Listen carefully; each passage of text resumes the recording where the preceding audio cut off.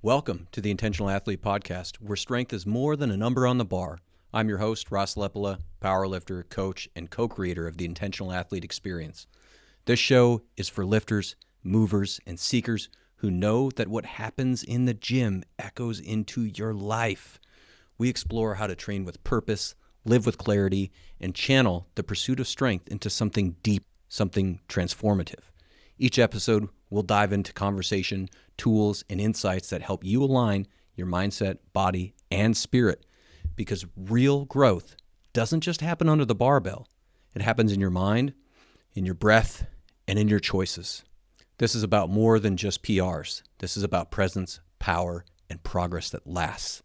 Welcome to the journey, my friend. Welcome to the Intentional Athlete Podcast. Hey, what's up, my friends? Welcome back to the Intentional Athlete Podcast. Today, I'm really excited to bring to you my friend Cashton Benge. I met Cashton about a year and a half ago. He was staying at our Airbnb with his dad in town for a BMX race, and we hit it off. We had a really great time. He came and trained with me. He trains very different than me. It's really cool. We touch on that in the show, so I'll leave it for that. But I was really excited to hear from Cashton and have him reach out to me to be a guest on the show. It's interesting to me to hear how some of this plays out for him because he's 19, he's much younger. And I suppose I've oftentimes get under the impression that this is like an older guy's thing or an older person's thing, that we talk about why and being intentional and like he gets it. And I think like that's part of the point. That's one of the reasons why I want to talk about this kind of stuff, is to help bring it to people younger. I wanted to talk about my mental health journey to help bring that to people younger so that they didn't have to wake up one day when they're 30 years old and go, fuck, what have I been doing? This isn't how I want to live my life. If we can start sooner, if we can start earlier, training with intention, living with intention, and doing all those things with intention, oh man, that's going to make for such a wilder, so much more of a rich experience in life. And I truly believe that we are capable of creating that for ourselves when we step into this space. But we have to do it. Nobody's going to do that for you. Nobody's going to push you into that way. People can teach us the qualities and ideas and perspectives and concepts that will do that, but nobody can do that for you. Ultimately, the choice is yours. Ultimately, the responsibility lands on you to be responsible and choose how you're going to respond to life and how you're going to participate in the unfolding of life. And that is going to directly correlate to the quality of your experience that you are the contributor to, that you get to create, that you get to be creative with if you choose. So it's really cool to hear and see how a lot of that is for such a young man. And I'm really excited to chat about that with y'all. So without further ado, y'all, Cashton Benge. Cashton, my friend, how you doing today, brother? Doing great. How about yourself? Oh man, excited to dive in. Yeah, me too. I suppose the easiest place to get started is just introduce yourself for anybody that's listening that might not know who Cashton is and Sure. where are you at in the world, what do you do, and Yeah, things of sure. that So nature. I'll give them a little background on how I know you as well, because that's a pretty interesting story and doesn't happen very often in life. So my name is Definitely. Cashton Benge. I am 19 years of age. I race in pretty much professional BMX for the past like couple of years, and it's pretty fully dedicated to that. And just very intentional in what I was doing. And I now own a mobile detailing business, and I'm going to EMT school to become a firefighter. And so hopefully I'm a firefighter at the end of the year. That'd be great. Um, Yeah. I just have like a passion for helping people and just doing like good. Like I just really enjoy, doing good, and I enjoy the whole brotherhood side of the fire academy and everything. And so I'm super excited for that. How I met Ross was you have a Airbnb, and Mm-hmm. me, my dad, and a couple of our friends ended up staying in it. And we came down early to go ride this BMX track. And yeah, Ross said he had a gym that I was more than welcome to work out in with him. And we pretty much connected over how weird my gym workout looked versus how weird his looked to me. And the weekend went by, we connected, and it was just a great experience. Getting to lift with the best powerlifter in the world in your weight category is it was pretty cool. um, and just sharing knowledge with each other on different aspects of life, and just being able to connect with somebody and form a like a family basically is such a cool thing. And so Ross and I ended up um, kind of rekindling a couple more times, and I brought my girlfriend up, and we stayed with Ross and your family. It was just great. Tried to tackle like 8 burgers or whatever that was. Yeah. But yeah, that's who I am, and yeah, I'm excited to see who I become too. Yeah, man, it was definitely really cool to have you and your dad here and to get to train with you. It was interesting for me because you were our first guest that finally like took us up Mhm. on using our home gym. Yeah, And I'm kind of nervous about that because I have really expensive calibrated plates and yeah, not everybody knows how to care for gym equipment. So there's like, I feel a need to like verify people before I would let them just have free range of the gym. oh yeah, And what was really neat, like when you came down that first time to train, I knew just by the way that you assessed the gym and you looked around that you knew what you were doing, and I didn't need to baby you and tell you what to do. hmm And that was really neat. That was really cool to see somebody like assess the gym and assess the situation and kind of know right where they needed to go instead of like, oh, what equipment do I need? What am I going to do? And almost like be lost. It was like you were at home right away, knew yeah, your way around the gym, which was nice because I don't necessarily want to sit there and coach and teach people in that sense. hmm Like it's my job. That's what I do for money. So I would prefer that if that's the case, then somebody pay me. yeah, And I can do that, and I'd be willing to do that. And then the funny part too for everybody listening, the weird style of training. So oh yeah, anybody that's Cashton is a BMX racer, and it's all about pedal turnover rate and yeah. speed. So it was cool. Like he's got his velocity device, and he's training for speed, and he's going for like zero point 0.6 to zero point 0.7 meters per Even like second. yeah, And even I think around that time because it was leading up to a pretty big race. I was trying to get into like the 1.1s and 1.2s if I could. Um, yeah, so yeah, the training is so much different. And you were like in the point fours, and I'm like, that's a terrible day for me. not even zero Not point even, 0.4. That's yeah, yeah. fast. Yeah, Like like and I'm like, geez, like I would not even I would just leave the gym if I was in the point fours. So yeah. So that was definitely really cool to see like such a stark difference in approach. mhm, Yet at the same time, you could very clearly see that what you were doing things with a purpose and an intentionality to cultivate the skills and physicality that was required of you in your sport. yep. Like, and you say, you're racing professionally. Obviously, you had to get to that point. Like, where does that start? When did you start actually racing? Yeah, so I started when I think I was 6. I think I just turned 6. Mm-hmm. My family and I happened to be out at dinner. I grew up in Bozeman, Montana, so we are living up there. That's where I started racing. I happened to be out at dinner, and we saw there was a BMX track behind the restaurant, and we went and Mm-hmm. checked it out like a couple days later, maybe even the next day, and just couldn't get me off the bike. Couldn't get my brother off the bike. We just wanted to do lap after lap after lap, and basically ever since that day, it's been all BMX. That's all my life has ever been about. We moved to Colorado when I was 10 years old to give myself a better chance at becoming a national ranked BMX athlete. And yeah, and then I moved down here to Florida about 2 years ago, and that was the big step in my training that took me from a decently good rider to a really good rider, and somebody who was like a threat. You get in the gate and you become that guy that people are like, oh, I gotta race him, and it's like, all right, it feels good to be that guy. Yeah. So, Yeah. as soon as I started getting there and got like kind of a taste of that success, you just want more and more of it. And yeah, so that's kind of what it's been full on BMX for the past, I guess, 13 years of my life. So Yeah. Yeah. And so, if I recall correctly, last year as well, you were at the World Championships in yeah, Denmark, I believe. yeah, it's Denmark. Yeah. I went to the World Championships. I was pretty nervous. That was my first like huge race on that Hmm. scale, where I was racing people that I didn't know who they were. It makes things a little bit easier when you're lining up in the gate with 7 other guys and you know their names, but when you don't know who they are, it's all on you, Yeah. and you don't know how they race, so it's like it's a little bit scary when you race somebody for the first time. But we showed up about a week early, got to ride the track. Wasn't loving it because there was a huge jump into the first corner that everybody else was jumping, and I'm like, nah, I'm gonna get over this faster somehow. And I was actually, for anybody who's listening who knows anything about BMX, there's a skill called a pull manual or a pickup. And it's essentially where you pick up the front wheel to get over the top of a jump without jumping it. And Mm-hmm. that's what I was doing. And I actually ended up making some pretty good moves doing that.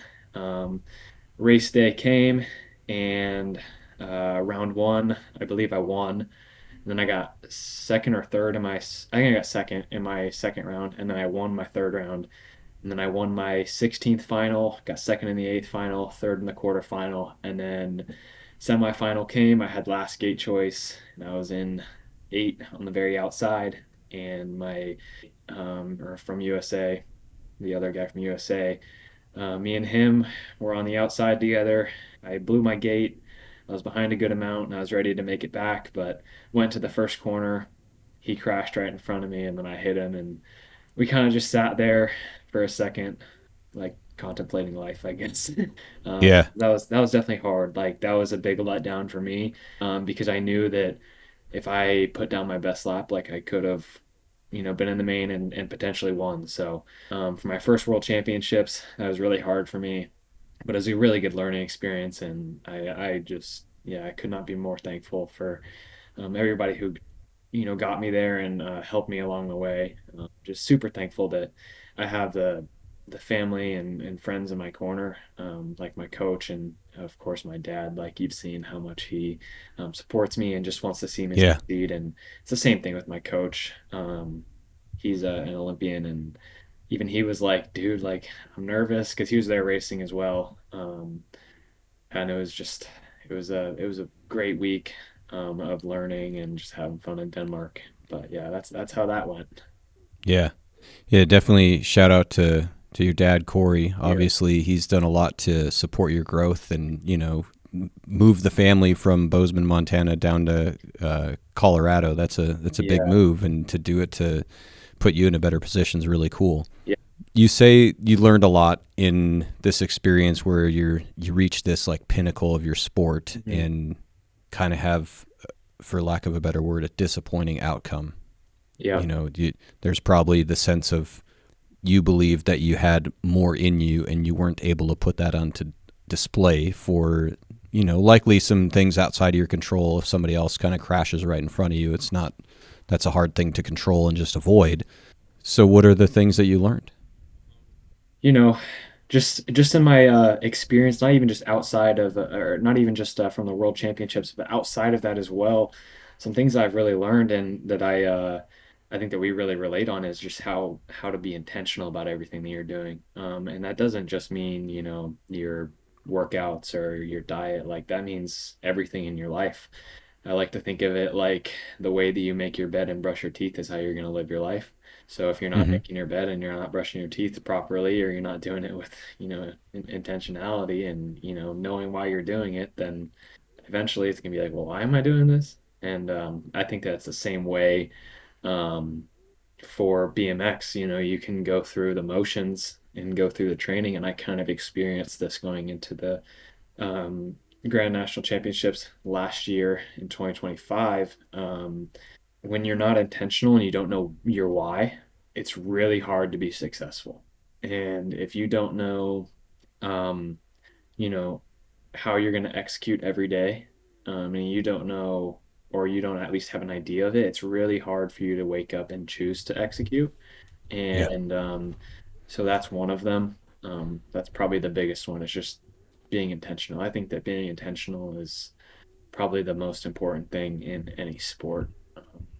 It all boils down to how much you really want it and how much effort you really like willing to put into it. Yeah. I like that. And I think to expand on that a little bit too, like knowing why you're doing something and doing it with purpose and intentionality, like that's the key, that's the antidote for doing things when you're not motivated and you don't want to do them. Mhm. You still have to do them, Yep. right? Like, And when you have that reason why, you have that grounding, you have that base and that foundation, and you're not going to be pushed around as much by life. As you connect with that in sport with BMX, how does that start to serve you in other areas of your life? Where have you seen that kind of bleed across into other things? Yeah, so I'll even use EMT school, for example. I'm there to learn something. I'm there to learn how to save somebody's life. And that's why I'm there. I know why I'm there. And for me, if we have a big class this year of students trying to become EMTs, and um, I'm in there and I'm gonna be intentional about it. So if there's, only so many students get to be hands-on with the CPR dummies or um the stretchers, for example, I'm gonna be the first. And it was the same thing with BMX. If there was ever a chance for me to train with the best, or just learn something from the best, I was going to do it because I knew that that was going to help me. So that's how I was being Yeah. intentional about it. Same thing. Taking advantage of those opportunities when they present themselves. Yep, exactly. So same thing with detailing. I know why I'm there. I know what I'm supposed to do, and the byproducts, like the money and the people that I get to make happy, are great. But I can't make the money or make people happy if I don't know why I'm there. And Yeah. so I need to know why I'm there. And I'm there to, make this car look brand new again. And so, that just carries over. It really does. When you're intentional about one thing and you practice being intentional about it, you're going to be intentional about a lot of things in your life. Yeah. You say knowing the why, like what is that for you with detailing cars? Like what is, Um, yeah, I so tend to think like what's the intrinsic reward? Like if there weren't a paycheck, yeah. what does it move for you? So for me, it's crazy because I am not a super clean. Like I'm clean. I shower and all that stuff. But it's really hard for me to like keep my room organized. Like I'm so bad about it, and it's one of those things I need to be more intentional about. But detailing cars for me is so much more than just cleaning. It's like I Mm-hmm. get to look at this disgusting vehicle where, say, it's a mom of four kids and they've spilled chocolate or um, graham crackers all over the seats, and there's coffee in her cup holders and whatever it may be. I get to go through and clean all that, and it's really cool because I get to see the before and the after, and then Mm-hmm. um, you know, so that's my whys, because I enjoy doing it, and you find something that you enjoy doing and make a living out of it, and you can never fail in life. So Yeah. that's kind of Well, the that's good. I know like a lot of times I get deep on why and like go into some crazy rabbit holes. And at the end of the day, I think one of the things that's important to recognize as well is that a why doesn't necessarily have to be such a deep philosophical thing. It can yeah, just be something that excites you. And yeah, honestly, it should excite you and let that excitement draw you in and go deeper with it. And, mm, so I like hearing that. yeah. So that's the why. It's nothing too crazy. It's nothing like I don't even know how else I would explain the whole detailing, but you know, It's all good. yeah, I mean, I get curious about that too because I've never, well, I shouldn't say I've never detailed a car in my life. I've cleaned some of my own cars and stuff like that, but I haven't ever done it for anybody else. And I think about it like, what is I would consider it the most underappreciated job, career, profession in our world, yet it is fundamentally the most important. You know what it is? Or what would you answer? let's Because we see. might answer differently. I don't know. Give me the answer. I'm kind of lost. I feel like there's so many jobs I can think of that are just so important. There probably are more than one, but for me, it's the trash service, the trash pickup, because Yes. Yeah. it's thankless. Nobody goes over and says, "Hey, thanks for picking up my trash." It's dirty, it's stinky, it smells like it looks like it would not be a very fun job. Yet, if all trash service stopped today, the world would get so dirty and so messy because most people are not going to take responsibility of their trash and take it to the landfill. Yeah. It's going to go all the frickin' crap over the place. So I think about like why as well, because I wouldn't want to be a trash service person either. But if I were to have to, what would make that situation more enjoyable is to find a reason why it's important and why I can do it, and Mm. that would help like work through those situations. And that's one of that I think about with trash services. That's really important, and that could be one reason to cultivate a why. And I've thought about that because when I left engineering, I didn't have a why, and I reflect back onto it. I'm like, well, I probably could find a reason why, but nonetheless, here we are. So, trash services, Yeah, no, I the agree. example I come up with. Yeah, I totally agree. My shout out to my dad again. He actually always, not always, I shouldn't say always, but a lot of the times in the summer, trash guys will come by. He'll walk out there, go give them like a pack of Gatorades or something like that, just to, say thanks because their job really does suck. I could not do Yeah, that. yeah, man, that's a good idea. I wanna pull from Corey there and Yeah, start doing some stuff like that for yeah. sure. He's a lot like, I guess we're just a lot like each other. Like we enjoy making people happy, and so that could be another why for me is somebody comes to me. I did this guy's old GT the other day, and he needed me to go through and I'm using chemicals and stuff that the typical person shouldn't ever even be allowed to touch because they will burn your skin off. Um, Hmm. and I'm going through, I'm clay barring this guy's car and making it look all shiny for him again. And he walks out, he's like, "Oh, it just looks amazing."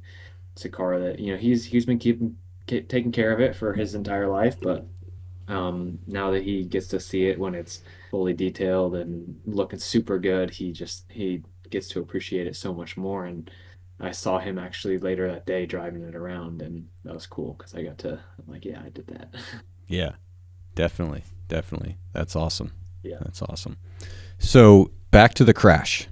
What what did you do to like work through that experience with the emotions of the being that disappointed and like not being able to display your fullest potential? Because I get curious about that because it's very common in powerlifting that somebody has a meet performance that they're not proud of, that they've and they could make all their lifts. Like I've experienced it too, where I've made all my lifts. It's not that the meet was bad, it was that I didn't quite put on where I thought I was capable of achieving or Yeah. hitting, and now I have that disappointment. And I think about like crashing. That to me would be even worse than just a slightly underperforming. Like it would be equivalent to in the powerlifting world a bomb out. I've never bombed out, so I haven't experienced that. But what did you do to work through that so that you could get back on the bike and not be disappointed? Yeah, so I mean, with that being my last race of the weekend, and just the last time I was ever gonna touch that track that year, I kind of just sat down and I mean, I was sitting in the corner with my buddy, and I stood up and I kind of looked at him and I'm like, dude, you just screwed us, because either one of us realistically could have won. I looked at him and emotions started flooding. I didn't know whether I was happy, sad, just Mm-hmm. grateful, angry. So I kind of just stood there for a second, and he walked over to me. We gave each other a hug and made sure we were all good. We actually ended up crashing with this other French kid, and we all kind of just stood there, watched the race go by, saw who went to the main event, and took our bikes off the track, rode the rest of the lap out. I chose to ride the rest of the lap out. I wanted to at least ride my bike across the finish line. Um, Yeah. but I think during that, um, during the time that I was riding, I was kind of just thinking like, wow, like one, I'm just so thankful to be here. Like, I Mm-hmm. think that's what really helped me was I was just so thankful to be there and to experience something that not many people get to experience. There's a lot of kids out there who are young that want to go to the world championships that for whatever reason might not get to go, whether it's Yeah. not fast enough or whether it's their family isn't fortunate enough to get them to go because it is expensive. Yeah. You know, I was just super thankful to be there, and just yeah, I was just like kind of riding, thinking how disappointed I was, and something kind of hit me. I'm like, dude, you're here. Like, this is what you've always wanted. So that's what matters right now. And rode off the track and just stayed thankful for where God kind of just let me go, and where where I ended up was where he wanted me to end up. So it's all good. Yeah. Like I think that everything happens for a reason, and for me, I think that that just taught me how to fail and how to continue to look forward. So can't ever really be mad about making the semifinals at a world championship. So Yeah. Yeah. Absolutely. yeah, So I appreciate that you're able to like see and find the gratitude to be thankful for having got to that level, because it's not easy. For there's a lot of barriers to get to that point, to get to that level. So it becomes easy in a way to find that thing to be grateful for. So I wonder, and I'm curious, what advice would you give a young aspiring athlete that has that failure, that moment of failure, way before like a pinnacle? Like it's yeah, just on a local track, on a local race, on a local sporting event, and they run into that extreme disappointment when like, oh, I can win this race, and crash. No, now we didn't win. Like, what does that look like for you? How would yeah, you yeah. advise somebody? Because you do some coaching too, don't you? Yeah. Actually, I gotta go coach in like 2 hours. So, Oh yeah. um, Okay. yeah. So it really just boils down to, um, it's never your last race unless you want it to be, and Mm-hmm. you know, you're gonna lose. You have to accept that. You have to accept that anytime you get on the track, there's a possibility that you are going to lose. You can't let that be in your mind, but if it does happen, you got to understand, okay, I lost, so now what do I do? And for me, it's always back to the drawing board. What are we going to do next? How are we going to train better? And even if it is just at a local race, and it is just a younger kid who, or even in your sport, maybe it's a younger kid who's just getting into it, and he misses a lift, or however that looks. Just understand it's not the last time you're going to get under a barbell, or the last time you're going to be behind the bars in the gate with seven other guys. It's You can always put yourself in a position to go out and do more, and if that's what you choose, um, take it as a learning lesson and not so much a loss, because even though it was the biggest race I had ever been in, I so thankful that I was there, and that I did lose, because it taught me, like, you're not gonna win everything, and even if you think that you're gonna win it, you might not, and that's Yeah. okay. Like that's what life is about. Life is about losing. The most successful people in life have lost a lot, and the one thing about all of those successful people is just because they lost, they kept going. Yeah. So just understanding that it's not ever going to be your last race unless you choose it to be. And it's not ever going to be your last lift unless you choose it to be, or your last football or soccer or basketball game that you choose it to be. Um, how you react is on you, and that might sound harsh, but how you see however you see to react to it is how you're gonna kind of just go about it for the rest of your life until you decide to change. So Right. just understand that you're gonna lose in life. You're gonna have ups. You're gonna have downs. You're gonna have times where I'm winning every single race, or I'm hitting every single lift, and I'm just continuing to get stronger. And then you're gonna plateau, and you're gonna be like, oh, I'm getting second, third, fourth at every race, or I'm hitting all my lifts, but I'm not getting any stronger. And you might even drop down a little bit from there and be like, I'm not as strong as I was last week, or this kid who doesn't normally beat me is beating me this week. But um, it's all learning, and you have to lose to learn. So Yeah. Has this kind of mindset come natural to you, or has it been something you've had to work at? no, yeah, it's definitely something that I've had to work at.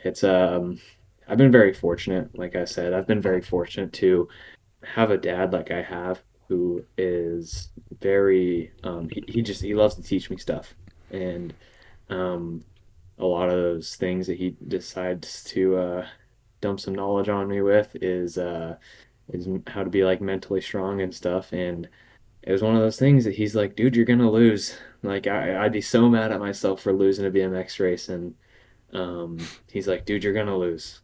Like, you're not gonna win every single race. I don't care who tells you that you're gonna win, that you're never gonna lose a race. Like, you're gonna lose. It's gonna happen. It's something you have to come to acceptance for or with. And so he kind of instilled that in me, and I feel like that didn't ever hinder my performance. It was almost like, okay, like I just want to go race more now because I know that the more that I race, the more I'm gonna win or I'm gonna lose. And if I win, I win. And if I lose, I learn. So you don't really lose in this situation.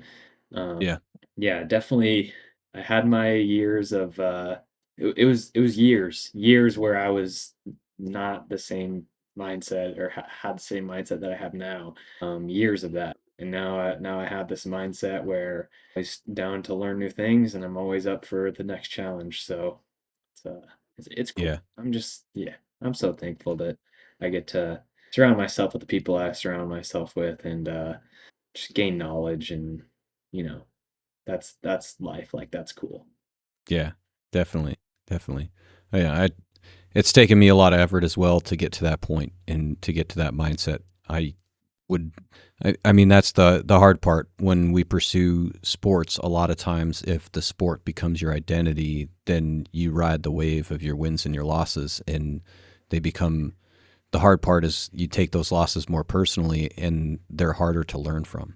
They're harder to learn the lesson that was there to teach you Yep. so that you could grow and move on instead of so you can avoid, if you learn, you can avoid the trap of the sport and accomplishment validating who you are because you're more than the sport. The sport is just something you do. Yeah. Yeah. I mean, the person you are will be with you for the rest of your life. The sport won't. Um, the sport is only a short time in your life, whether that's 2 years, a couple months, or whether that's 45 years and you're in it for a long time. There's always an end.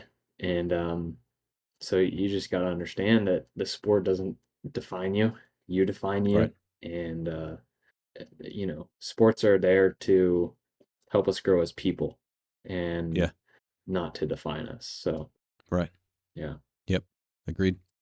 Last one of the last times that we chatted on the phone a couple weeks back too, you kind of alluded to, and maybe it was a misunderstanding of my part, but it sounds like you're having a shift in some of the focus in your life, and the racing is going to be less of a part of what you're going to do on a day-to-day basis. Yeah. Yeah. So, like I said, racing has been a part of, who I am for so long. For the past 3 or 4 years, it's all I've thought about when I woke up and all I thought about before I went to sleep.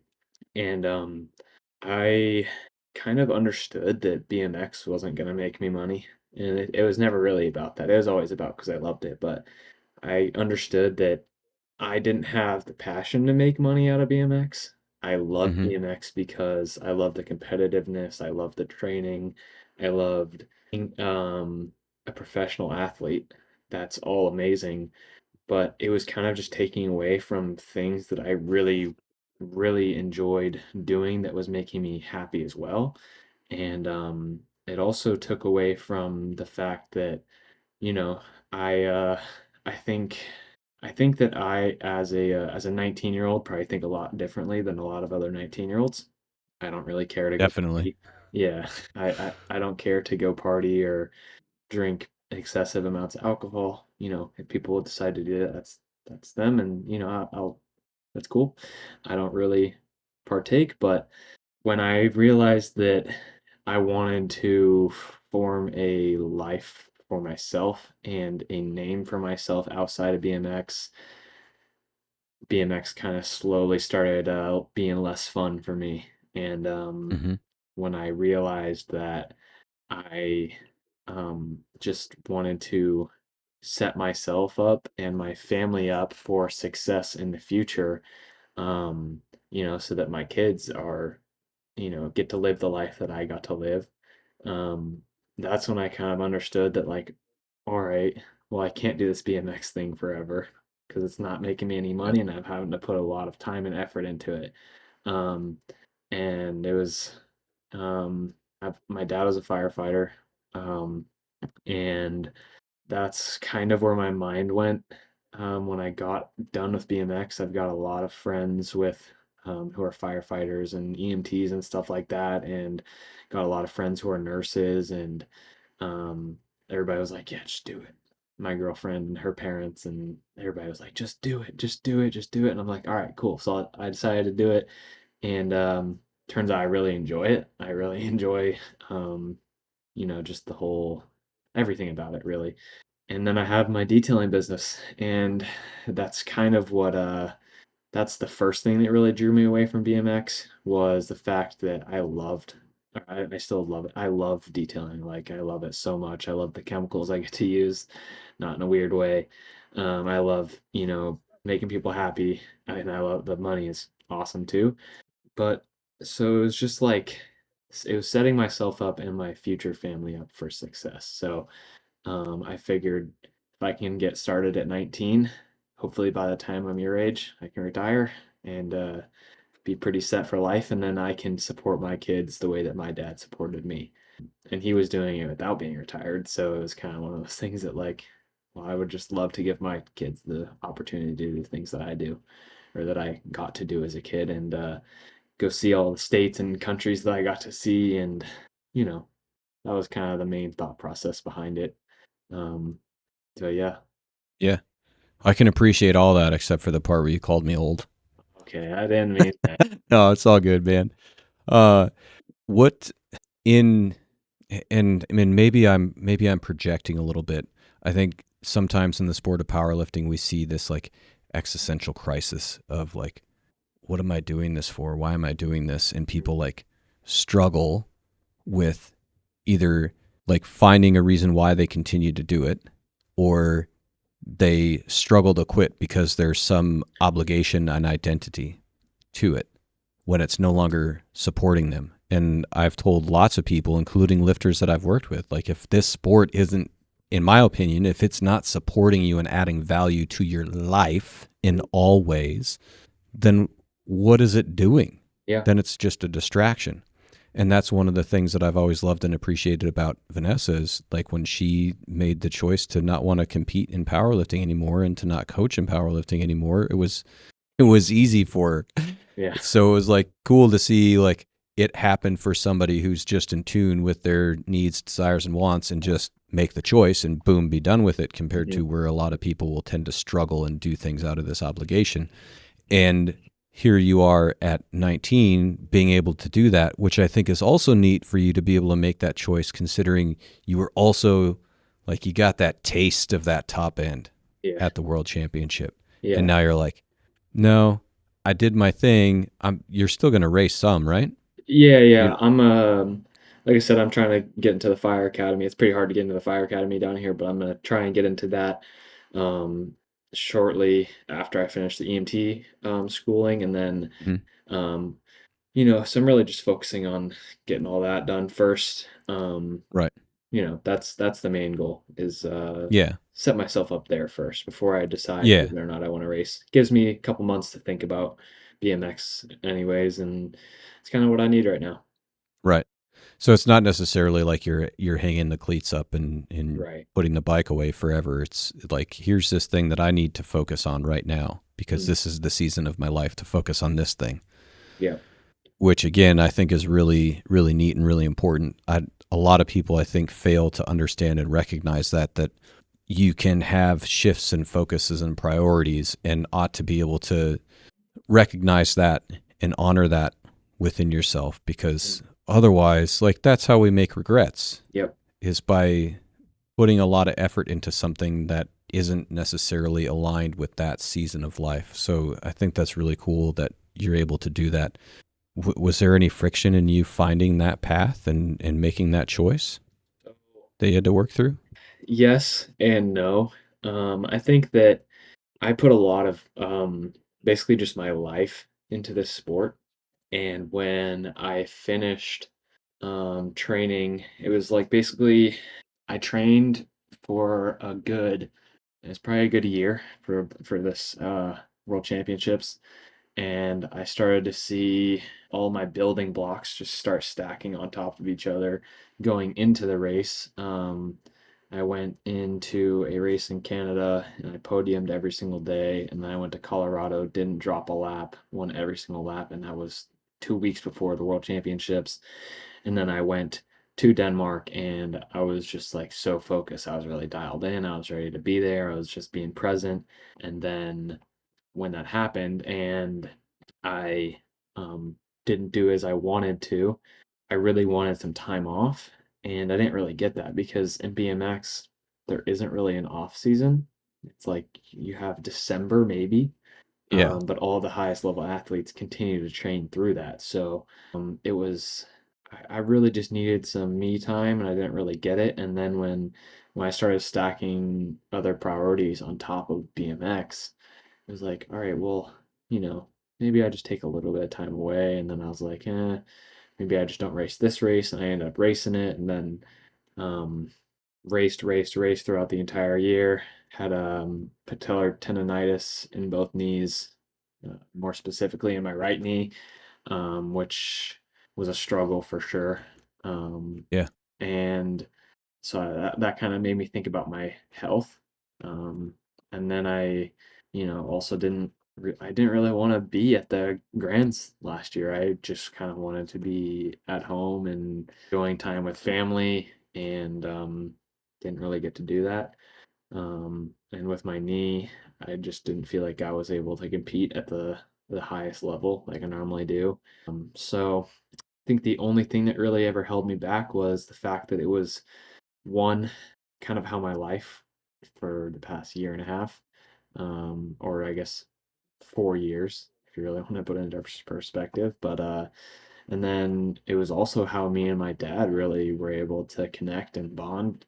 And it was he was able to live basically vicariously through me, because he always wanted to race when he was a kid. And so I felt like a little bit of guilt almost, leaving the sport in the way that I did. I didn't even tell anybody. I kind of just decided not to go to any races this year, which it's still a new year, but still.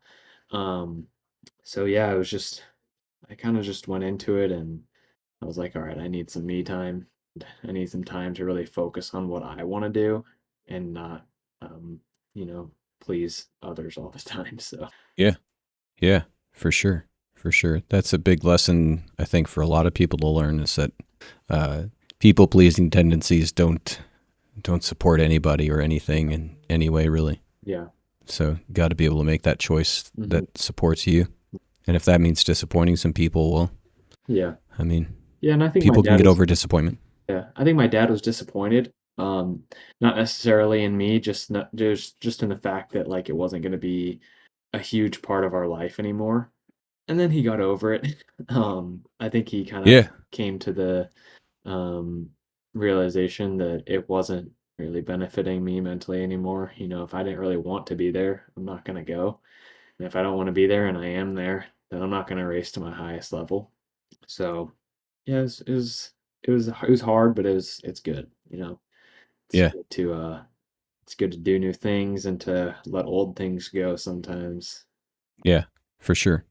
I mean, it also sounds like you're not necessarily closing the door either. Yeah, yeah, It's, just a shift in focus and yep, a possible return at some other future date. yeah.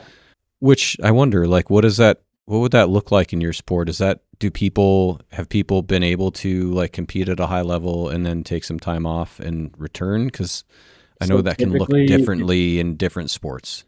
typically if you're the highest level and you are that guy, I guess in quotations, Hmm. taking time off isn't really a choice for you if you want to Yeah. succeed.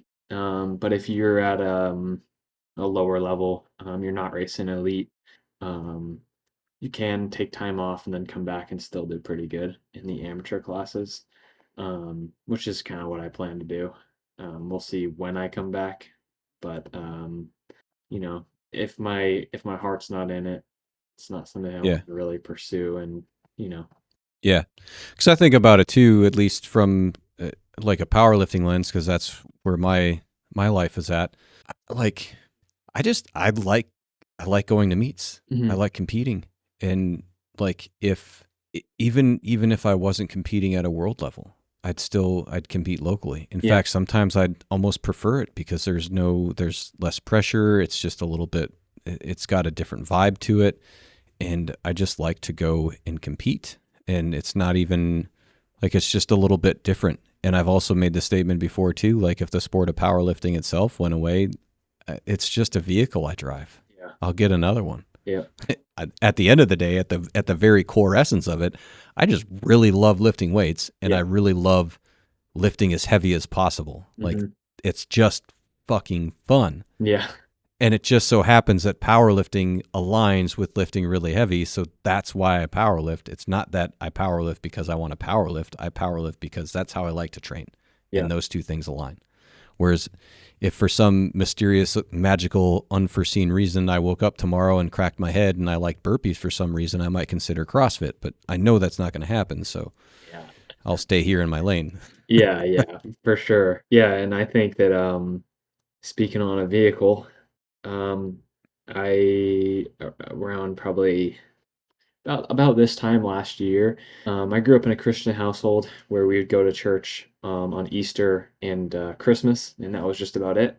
Maybe one other time throughout the year, but Yeah. I didn't ever really like have a relationship with God. It was more Mm-hmm. like, all right, let's go to church. It's gonna be great. Super excited to be there, and I was you know, we were just kind of that family that showed up Easter or Christmas. And then Yeah. about last year I was going through some stuff and I was like, I'm just gonna give it a try.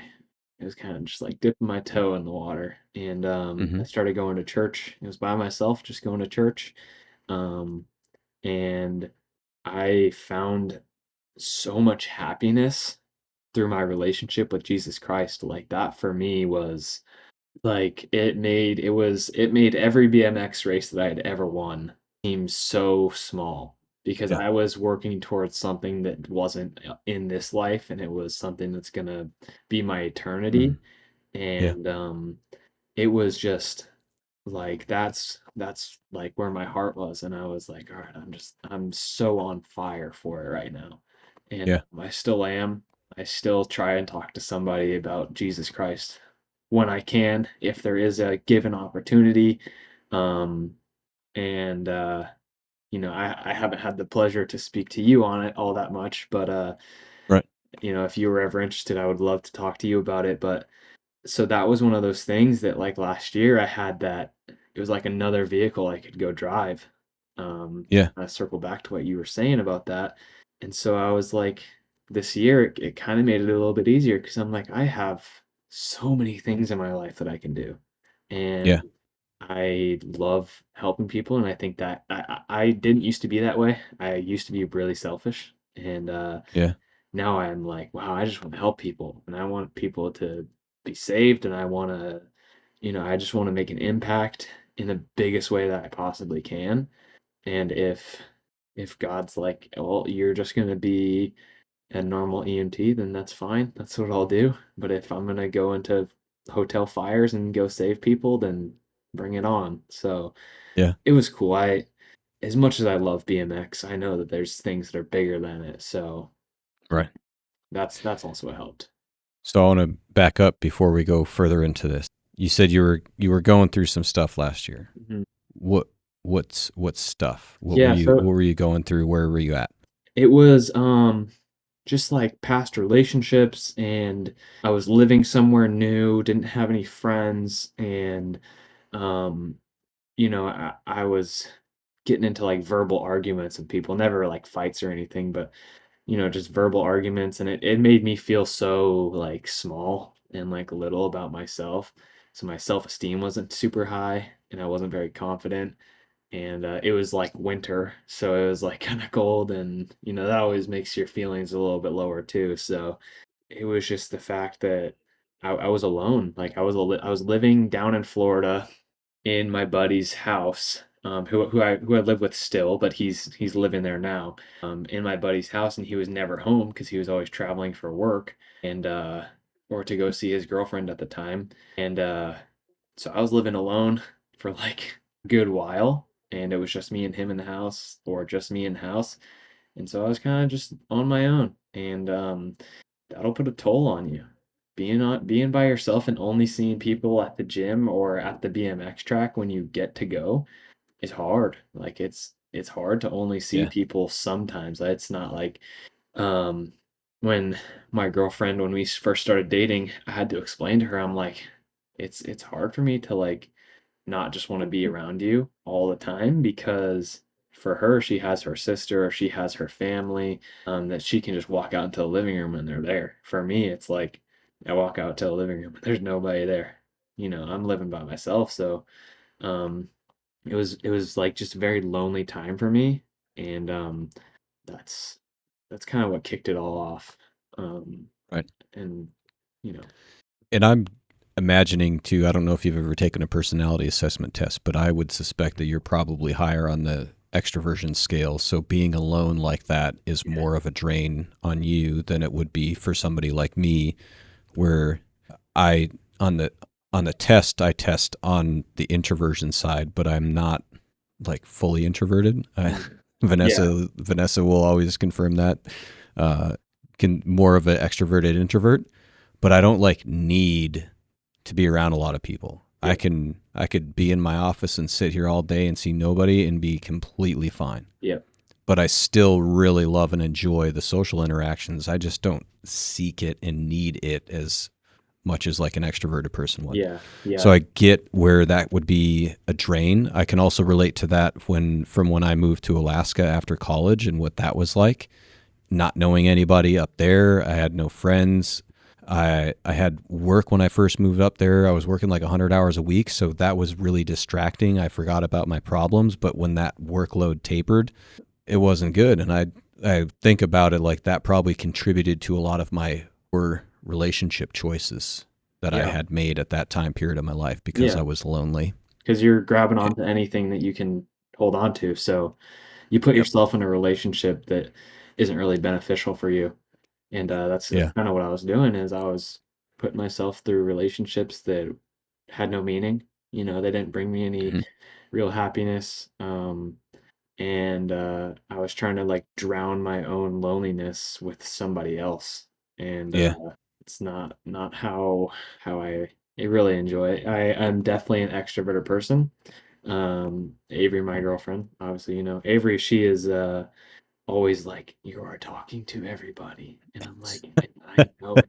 I love it. And I'm like, she's like, you went up to that guy to ask him about his shoes. Like, what, the kind of shoes that he wears has no impact on your life. And I'm like, well, I thought they were cool shoes and I wanted him to know it. So, um, it's, and then, there's also times where we were driving into her neighborhood the other day and there was a realtor outside and he was putting up open house signs, and I pulled up to him, and owning a business and owning a detailing business. I was like, "Hey, like da da da da," like he's like, "Oh, can I get a business card?" And I was like, "Yeah, sure. Just give me your number. I'll put it in my phone and I'll shoot you a text."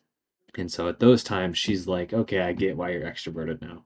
Because, Yeah. to get what you want, you got to be able to talk to people. So, yeah, definitely being alone for that long was really hard for me. I also was going through a lot of anxiety at the time, and I didn't really know where it was stemming from. Um, Looking at it now, I think it was just the choices that I had decided to make, whether that was through relationships or how I decided I was living my life at the time. Um, and I was either drinking a whole lot, which isn't cool, or you know, trying to be a part of a culture that I didn't want to be a part of realistically. And that was just kind of there because I wanted to drown myself in something that, wasn't who I am, and fill Yeah. the void that didn't need to be filled. Yeah. Definitely. I I want to highlight something from like a mental health perspective for anybody that's at this point is like one of my beliefs and perspectives on anxiety, particularly having gone through periods of anxiety and things of that nature, and hearing what you just said. In my opinion, a lot of times that anxiety is a sign and signal that you are not living a life that is authentic to you. Yep. And the anxiety is a representation of the chaos and choices that you're making that are not aligned with your authenticity and the way that you actually want to be doing things and living life. So your anxiety disappears the second you shift and make choices that are and do aligned. Yeah. Yep. No, I totally agree. And I wasn't really living the life that I should have been living. But it was good because it taught me what kind of life I wanted to live, and Yeah. taught me the type of person that I want to be with. And now I'm with somebody who, I mean, my mom said it best. We were down in Clearwater the other day when she was here, and I went fishing on the pier, and her and Avery went walking on the beach. And 3 hours go by, and they finally come back, and I'm just up there doing my thing fishing, and they come over to me, and I think Avery was texting her mom or on the phone with her mom or something, or just not paying attention. And my mom leans over. She goes, "She is literally you. Like, it's the weirdest thing ever. She's literally you. If you were a girl."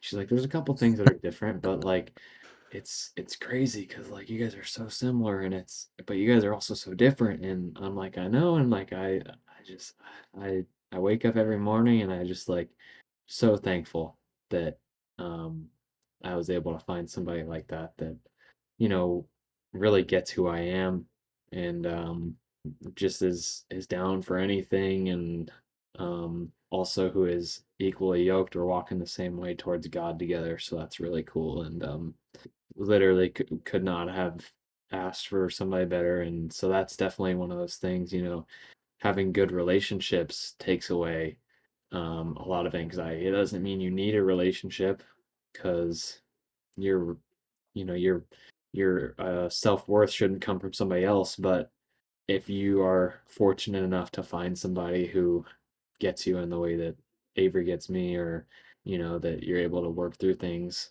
in the way that we are, it makes everything so much easier. So um, Right. definitely meeting her has taken away a lot of that anxiety, and I'm able to figure out and kind of self-assess emotions now that um, I wasn't able to before, because I was always worried about my relationship and whether or not that was going smoothly. But now I don't have to worry about that. So it's like, all right, so let's assess my business, or let's assess studying, or something Yeah. like that. Yep. For sure. Yeah. Because a good relationship doesn't necessarily make the anxiety go away. It's just that you're aligned. And so Yep. the anxiety goes away, because a bad relationship will amplify that Yep. lack of alignment and create more anxiety. Hmm. So, but you were in that place and in that space, and you got curious and decided to go to church, and things started to shift. Yeah. So I guess I have a Bible, and it's like a study Bible. And I went through a time where I was reading it, and I was doing pretty good about taking notes on it and stuff, but I was never like really diving into it and like asking for like wisdom over the words that I was reading. And I had to go to church. um I think the first time I did end up going with my roommate, but then he couldn't go the next time, so I was like, I'll just go alone. And I sat in like the Yeah. third row, and now I sit in the third row every single time. Like, that's my spot, and I'm like a little bit Hmm. sad when I can't get that spot. But Yeah. uh yeah, so I went, fell in love with the church. Really just love like the pastors. Shout out Pastor Andrew if you're listening. And shout out Pastor Marcelo.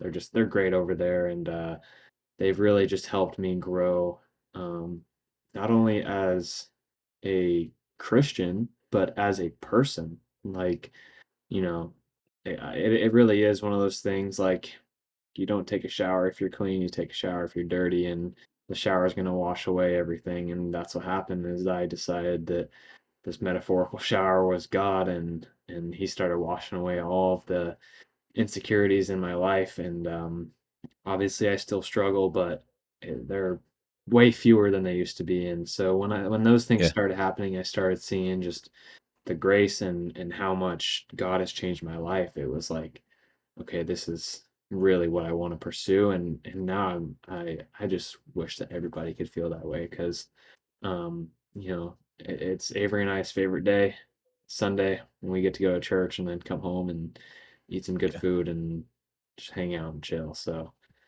Yeah. So, like, you're in this state of anxiety. You have a little bit of this calling to go to church, so you go, and you learn a couple of things, a couple of different ideas and perspectives. And as those start to take hold in life, you realize that there is this shift going from kind of anxious, low-lying depression, struggle to more light and ease and flow in life. It wasn't necessarily like, I suppose, like how some people will have like this near death experience and Yeah. they'll be walking towards the light and have that kind of experience where they find Jesus and God. And through that lens, Yeah, that it yours was was a never little like bit that. more of a subtle of a shift. Yeah, it was never really like that. Like I feel very fortunate that it was never like that for me and that I didn't have to kind of experience that. Like I always tell people, I'm like, my Mm-hmm. testimony is so boring. Like it's not anything crazy. I didn't have Yeah. like a life or death experience and Jesus came and, put his hand out in front of me and said, "Here you go, like I'm lifting you up." It's more like God just was calling me to come to him. But he wasn't, pounding on the door. He was just like, "Hey, like I'm here when you want to talk, and Right. I'm here if you want anything or if you need anything." And so when I decided to open that door, it was just things started flooding into my life. I started seeing the way that I was living and having the discernment to change those things. And you know, I think that when evil powers saw that I was starting to walk towards God, they even made my life a little bit harder. But I kind of just pursued and I kept going. And now I can see when those things are happening. And I'm like, all right, that's not from God, or this is from God, or God's going to let this happen. And, it might end up this way or it might not. And it's all a learning experience. And I think that just to kind of circle things back around, that's really what helped me is my relationship with God. It was that's what made it so much easier for me to crash in the semi and sit there and just be thankful that I was there because truly everything happens for a reason. Um, Right. so yeah, I mean, it wasn't like everything just started going great for me. Hooray, I'm saved. It was Yeah. okay, I see how my life can be. Oh no, if something bad happens, that's okay. I'm still going to follow God and follow Jesus because I know that in the end, my eternity is with them. So, um, you know, it changed my life, and um, you know, there's if anybody's looking for a sign, this is it. Right. One of the things I definitely really like about all of that is how in that moment of that crash, like that's something that helps you see the gratitude and be grateful in that moment. Because I think a lot of times, a lot of people, not everybody, will be very distraught and disgruntled and upset about the outcome of that moment, that one little finite, tiny, minuscule moment of time, and it will ruin so many more moments moving forward Mm. because that one moment wasn't Yeah. perfect and Yeah, they like didn't now win. I look back on Denmark and I don't even think about, oh, I crashed in the semi. I don't even think about that. I think about, oh, my best friend was racing, U23 Elite and on the Pro Series and freaking killed it. He was winning the main event. He didn't get the position that he wanted. He ended up hitting his face on his bars and, bad stuff happened, but and then I got to meet other amazing people and I got to jump into freezing cold water and spend time in some hot springs and eat amazing food. Like that's what I think about when I think of Denmark now. And I'm spending all day riding around on the electric scooters and going to these cool gyms that, everything's small there because everything's super compact. And I don't think about crashing in the semi. I think about the amazing time that I was able to have. And it's because I was just thankful. Yeah. For real, man. For real. And that's huge. Like I recall a meet that I had many, many years ago where I PR'd my squat and I don't remember if I PR'd my bench press or not, but I missed my deadlift PR. And so at dinner that night, Mike, my coach at the time and my boss now, owner of Reactive Training Systems, like we're at dinner and like I'm complaining and whining and uttering all my disappointment because of this missed deadlift, and it ruined multiple days of my week from that point on. Like there, because I just was in this self pity party of bullshit. Whereas several years after that, where I got to go to this really cool meet in Ireland, and it was arguably on paper from an athletic output perspective the worst meet, most atrocious meet of my entire career. And I was like, man, this is fucking cool. Like the fact that I got to come to Ireland to do Yeah. this, like, yeah, sure, I'm not proud of the way that I performed, Mm. but I'm proud of the fact that I got here. I'm incredibly proud of the fact that I can have a bad meet and not let it detract from my mood and who and what I am. And I can know that after this day and this meet's done, tomorrow, me and Rosalie and Vanessa are going to go have a great time exploring Ireland. Yeah. And there is like nothing. There is not, there was no like residual like disappointment. It was a moment, it was an emotion, and it was gone. And I'm Yeah. like, man, that's that's how we need to be experiencing life. It's not that these bad things can't and don't happen. It's that it's a minuscule moment of time that we need to let pass the fuck by and stop Yeah. holding on to for so long. Bad things happen, and it's all about how you handle it. It's whether or not you learn from it, or if you let it eat at you for the rest of the time that you're spending in it. Could be with your family or significant other, or just the people that you're around, your friends. Um, Life isn't about winning all the time. Life is about learning and making it through in the best way that you can. And if you can go through life and you can lose a lot and learn even more, dude, you're gonna be set up. Like life is gonna be pretty freaking awesome for you. 100%. I can't recall the source off the top of my head right in this particular moment, but I always really appreciated its concept in that, like, we have to learn to embrace averageness. Yeah. At the end of the day, most of us are average because it's fucking average. And on a large enough scale of population, most of us are average. That's why it's an average. So accept that you're average instead of trying to be some special expectation outside of the norm. There's very few Michael Jordans and LeBron Jameses and stuff like that. And when they come along, like, you're like, whoa, that's cool that capacity exists in the human athletic potential. Yep. Yeah, that was But that doesn't mean that I'm less of a human because that's not me. yeah, And I exactly. guess, Yeah, and I'm that a was below average basketball player yeah, if we bring and it to basketball. that was what was cool. Again, I can't recall the exact passage or anything. But you start reading the Bible and you start reading all these words that are written down, and it's like, you know, my plan or God's plan for me it might be just to be an average EMT, or it might be just to be an average firefighter, or it might just be just to be average, or it might be to be amazing, and it might be to be this guy that people look up to.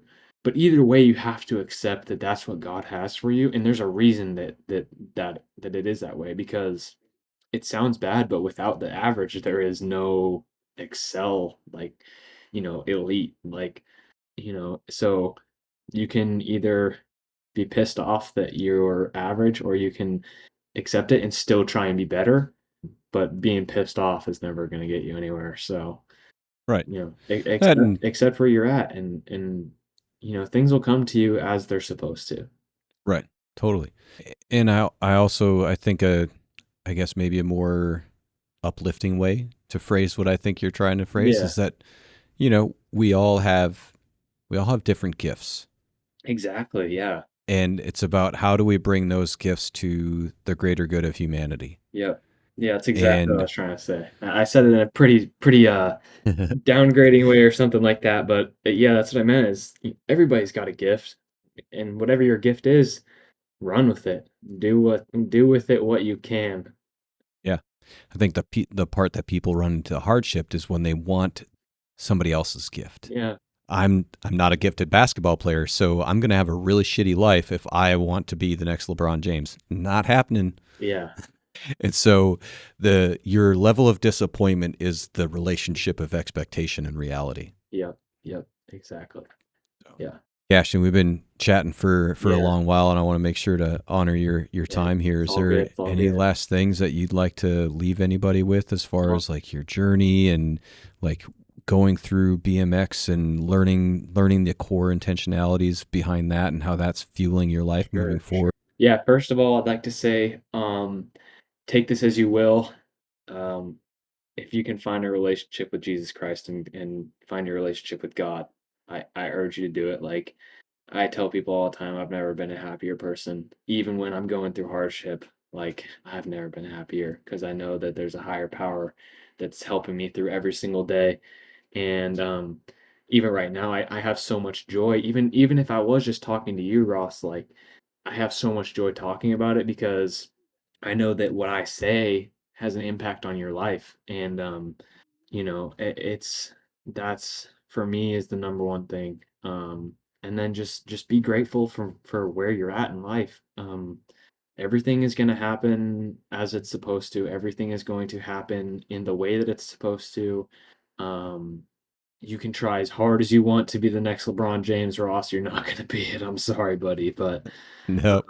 you I've know, accepted that reality. yeah, In but fact, LeBron's lucky. yeah, He's lucky I'm letting him get away with it. right, yeah, exactly.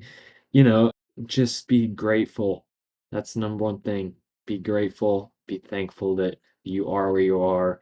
If you wake up and you can put your feet on the ground, stand up, smell the earth and see and feel, it's a good day. It's a great day. And might not feel like it at the time if you're sick or you're going through something hard. It's a great day, I promise you, and your life is worth living. And I would say probably the third thing is just if you have a dream and you see what you want in life, don't let anybody tell you you can't do it because you can do it. I promise you, you can do it. Um, and yeah, just it really like I think that everything just comes down to how thankful you are, because that shows you what truly matters in your life. And if you can be thankful for the small things like waking up in the morning and just being alive, when the big things happen, it's gonna feel like fireworks shooting off inside of you. So just be 100%. grateful and thankful. And if you're feeling like you have a want inside of you to follow God and find a relationship with Jesus, just do it. I'll kind of plug myself here.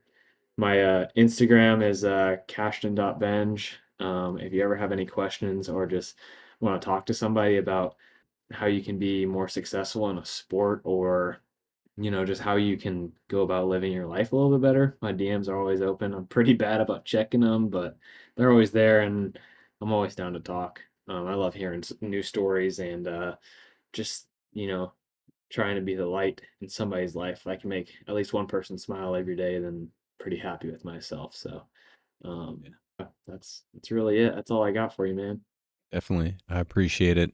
I definitely, one last plug on that attitude of gratitude. I know that made a big shift in my life. So Yeah, I will double down on that with you as far as adopting that attitude yeah, and finding things to be thankful and grateful for. mm, And I often have said that, when you are finding and able to find things to be grateful for, you cannot be in a state of gratitude and suffering simultaneously. So yeah, shifting out of suffering is armored with gratitude. yep. Awesome, Cashton. Well, I appreciate your time, Yes, and I sir. I appreciate you appreciate all that you you. had to share with us today. And I wish you continued success. Yes, sir. You as well.